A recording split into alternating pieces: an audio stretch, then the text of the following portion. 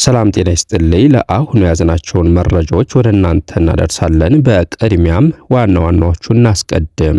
ዜጎች አቅምን ያገናዘበ የመኖሪያ ቤት እንዲያገኙ የሚያስችል አዲስ መመሪያ ጸደቀ።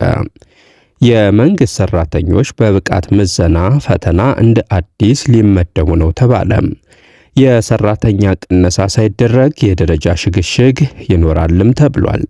ከሚቀጥለው ሳምንት ጥር ወር 2018 ዓ.ም ጀምሮ የከተማና መሰረተ ልማት ሚኒስቴርና ተጠሪ ተቋማት አመራሮችና ሰራተኞች የብቃት ምዘና እንደሚወስዱ በሚያስመዘግቡት ውጤት መሰረትም እንደገና እንደሚደለደሉ ተገልጿል። አብራችሁን ስትቆዩ እነዚህን ሁለት መረጃዎች በዝርዝር እናስደምጣችኋለን። አብራችሁን ቆዩ። በቅድሚያም ዜጎች አቅምን ያገናዘበ የመኖሪያ ቤት እንዲያገኙ የሚያስችል አዲስ የቤት ልማት ፖሊሲ ጸደቀ። በከተማና በገጠር ለሚኖሩ ዜጎች አቅምን ያገናዘበ ተደራሽነትና በዘላቂነት ሊቀርብ የሚችል የመኖሪያ ቤት አቅርቦትን ለማረጋገጥ የሚያስችል አዲስ የቤት ልማት ፖሊሲ መጽደቁን የሚኒስትሮች ምክር ቤት አስታወቀ። የሚኒስትሮች ምክር ቤት ባካሄደው 5ኛ መደበኛ ስብሰባ በቤት ልማት ረቂቅ ፖሊሲ ላይ በዝርዝር ተወያይቷል። ምክር ቤቱ ባለፉት ዓመታት የቤት አቅርቦት እንዲጨምር ጥረቶች ቢደረጉም አሁንም የአቅርቦትና የፍላጎት አለመመጣጠን በከፍተኛ ሁኔታ መኖሩን ገልጿል። በመሆኑም በከተማና በገጠር ለሚኖሩ ሁሉም ዜጎች አቅምን ያገናዘበ ተደራሽና አስተማማኝ የመኖሪያ ቤት አቅርቦት በዘላቂነት ማረጋገጥ የሚያስችል የፖሊሲና የሕግ ማዕቀፍ ማዘጋጀት አስፈላጊ ሆኖ በመገኘቱ ፖሊሲው መዘጋጀቱን ምክር ቤቱ አመልክቷል። ይህ አዲስ የቤት ልማት ፖሊሲ በሐሳቦች ላይ በሰፊው ከተወያየበት በኋላም ይበልጥ እንዲበለጽግ የተሰጡ ግብዓቶችን በማካተት ምክር ቤቱ ካጸደቀበት ቀን ጀምሮ በስራ ላይ እንዲውል በሙሉ ድምፅ ወስኗል። ፖሊሲው ተግባራዊ መደረጉ በዘርፉ የሚታየውን ከፍተኛ የቤት እጥረት ለመቅረፍና ዜጎች እንደ አቅማቸው የቤት ባለቤት የሚሆኑበትን አማራጮች ለማስፋት ትልቅ ሚና ይኖረዋል ተብሎ ይጠበቃል። የከተማና መሰረተ ልማት ሚኒስቴር ሰራተኞች በብቃት የምዘና ፈተና እንደ አዲስ ሊመደቡ ነው ተባለ። የሰራተኛ ቅነሳ ሳይደረግ የደረጃ ሽግሽግ ይኖራልም ተብሏል። ከሚቀጥለው ሳምንት ጥር ወር 2018 ዓ.ም ጀምሮ የከተማና መሰረተ ልማት ሚኒስቴርና ተጠሪ ተቋማት አመራሮችና ሰራተኞች የብቃት ምዘና እንደሚወስዱ በሚያስመዘግቡት ውጤት መሰረት እንደገና እንደሚደለደሉ ተገልጿል። ይህ የተገለጸው ሚኒስቴር መስሪያ ቤቱ የመንግስት አገልግሎትና አስተዳደር ሪፎርም አንድ አካል የሆነውን የሰራተኞች ብቃትና ምዘና መስጠት ያስችለው ዘንድ የከፍተኛ የትምህርትና ስልጠና ተቋማት ከሆኑት ከአዲስ አበባ ዩኒቨርሲቲ፣ ከአዲስ አበባ ሳይንስና ቴክኖሎጂ ዩኒቨርሲቲ፣ ከፐብሊክ ሰርቪስ ዩኒቨርሲቲና ከኢትዮጵያ የብቃትና ስራ አመራር ኢንስቲትዩት ጋር ታህሳስ 23 ቀን 2018 ዓ.ም የመግባቢያ ስምምነት ሲፈረም ነው። የተደረገውን ስምምነት አስመልክቶ ለመገናኛ ብዙሃን ማብራሪያ የሰጡት የከተማና መሰረተ ልማት ሚኒስቴር ከፍተኛ አማካሪና የሪፎርሙ ሂደትን እንዲከታተል የተዋቀረው የቴክኒክ ኮሚቴ ሰብሳቢ አቶ ተስፋዬ ወልደ ሚካኤል የከተማና መሰረተ ልማት ሚኒስቴር በሁለተኛ ዙር የመንግስት አገልግሎትና አስተዳደር ሪፎርምን ተግባራዊ እንዲያደርጉ ከተመረጡ 8 መስሪያ ቤቶች ውስጥ አንዱ መሆኑን ገልጸዋል። የሚደረገው ሪፎርም ሰፊና 7 አምዶች እንደሚኖሩት በዚህም አገልግሎትን ከማቀላጠፍ ጀምሮ መዋቅር ማሻሻል፣ ለአመራሮችና ሰራተኞች የብቃት ምዘና መስጠት፣ በሚያስመዘግቡት ውጤት መሰረት እንደገና እንዲደለደሉ ወይም ወደ ስራ እንዲሰማሩ ማድረግ ተጠቃሽ መሆናቸውን አስረድተዋል።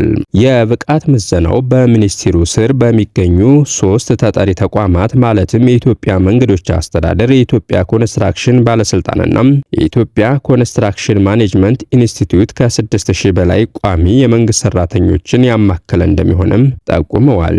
ዩኒቨርሲቲዎችና የስልጠና ተቋማት ካሪኩለም እንደሚቀርጹ፣ የብቃት ምዘና ማዕቀፍ እንደሚወጡ፣ የስልጠና ሞጁሎችና ጥያቄዎች እንደሚያዘጋጁና ሰራተኞችን እንደሚመዝኑ ጠቅሰዋል። ምዘናውን የሚያልፉ ሰራተኞች በሚያስመዘግቡት ውጤት መሰረት እንደሚመደቡም፣ ውጤታቸው ዝቅ ያለ ሰራተኞች ደግሞ ስራቸውን እየሰሩ ተከታታይ ስልጠና እንደሚሰጣቸውና ድልድል እንደሚደረግላቸው ተናግረዋል። ትንሽ ክፍተት የሚገኝባቸው ሰራተኞች አጫጭር ስልጠና ሲሰጣቸው ሰፋ ያለ ክፍተት የሚገኝባቸው ደግሞ 2 እና 3 ወር ሰልጥነው ብቃታቸው እንዲያድግ ይደረጋል ብለዋል። ምዘናውን ሳያልፍ የቀረ ሰራተኛ ስልጠና እየወሰደ ስራውን ሲቀጥል ከነበረበት ደረጃ ዝቅ ይላል ወይ ተብለው የተጠየቁት አቶ ተስፋዬ የብቃት ምዘናውን ማለፍ ቅድሚያ እንደሚሰጠውና ለነበረበት ቦታ ውድድር ማድረግ እንደሚቀጥል በመጥቀስ የብቃት ምዘናውን ማለፍ ግዴታ ነው ሲሉ አብራርተዋል። አሰራርን መፈተሽ፣ ለህዝብ ምን አይነት አገልግሎት እየተሰጠ ነው የሚለውን ማየት፣ ቀልጣፋና ዘመናዊ ማድረግ፣ የብቃት ምዘና በመስጠት ብቁ ነፃና ገለልተኛ የመንግስት ሰራተኛና አመራር መገንባትና ወደ ሥራ ማሰማራት የሪፎርሙ ዋና ዓላማዎች መሆናቸውን ተናግረዋል። የብቃት ምዘና መስጠትና ምደባ ማድረግ ሰራተኞችን የማፈናቀል ዓላማ እንደሌለው፣ ይልቁንም ክፍተቶችን ለይቶ አቅምን እያዩ የአቅም ግንባታ ስልጠና በመስጠት ወደ ሥራ ማሰማራት መሆኑንም አስረድተዋል።